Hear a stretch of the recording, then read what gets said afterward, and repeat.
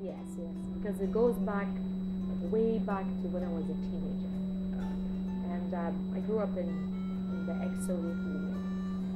So what happened was we did have secretly access to foreign magazines with all those fabulous outfits from Paris and Italy, and they were not available to us because basically when a communist country, they were not being imported, and even if they were available, they would probably be so expensive that there's no way we could afford them.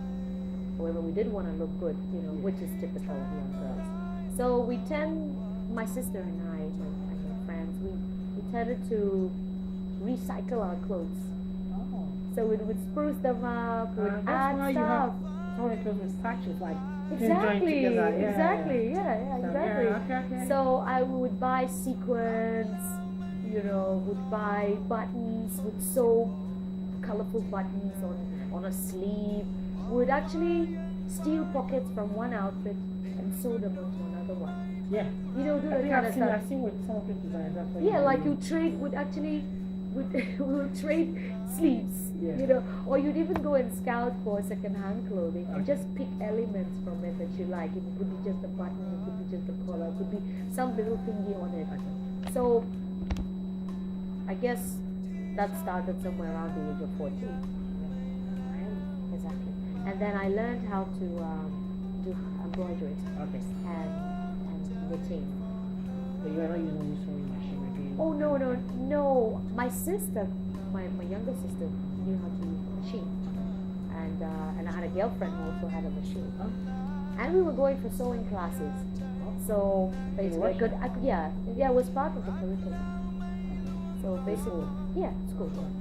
So if there was something you wanted to fix and you couldn't do it yourself, you just take it to class, and then you ask one of your girlfriends to do it. So it's always been like that. I've always conceived ideas, when it came to sewing, but I never really sat behind the machine.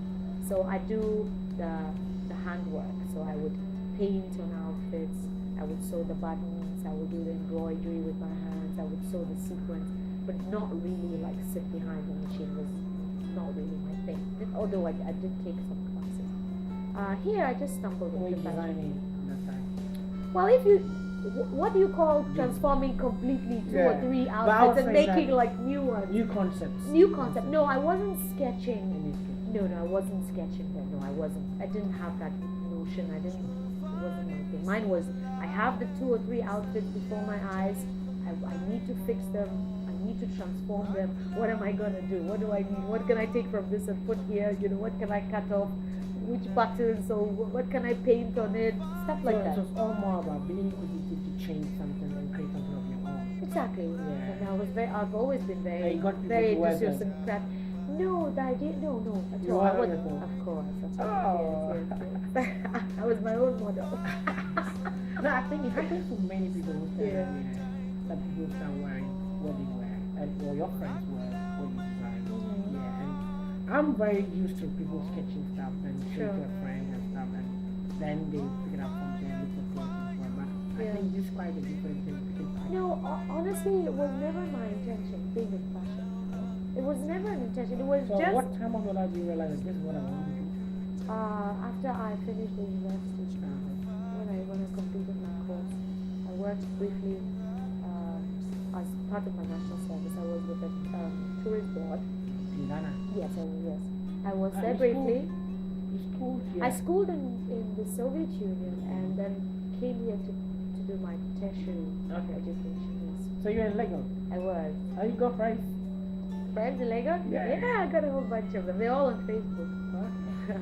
Yes, my friends. I stayed in touch. Not with many, I must confess. I lost touch. Some of them left the country. Those of us who did languages, some ended up actually being diplomats. So they're working in other countries. Occasionally.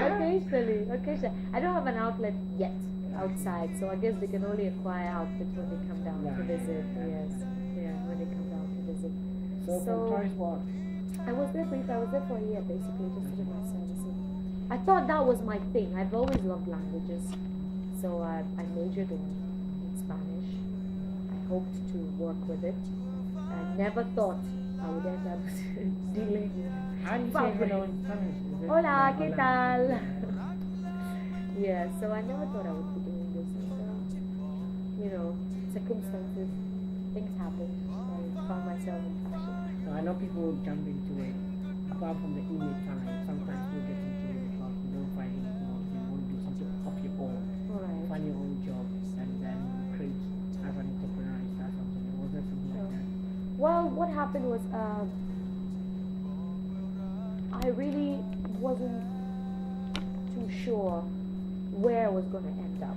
But as I said, I majored in languages, so I saw myself working, I don't know, with the Ministry of Foreign Affairs, or being a translator, or teaching, or I also read sociology, so I knew that the combination of languages.